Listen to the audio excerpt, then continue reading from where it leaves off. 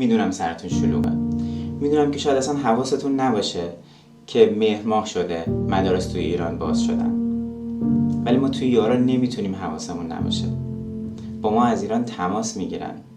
ما میدونیم که خانواده‌هایی هستن که باید بین غذا و لوازم التحریر انتخاب کنن، باید بین فرستادن بچهشون به مدرسه و فرستادن بچهشون به سر کار انتخاب کنن، انتخابایی که حتی ما نمیتونیم درکشون کنیم. از مدارس و روستاها و شهرهایی که توی چند سال گذشته یارا واسه بچه‌ها اونجا لوازم تحریر خریده با ما تماس گرفتن که آیا امسال هم یارا میخواد کمک کنه.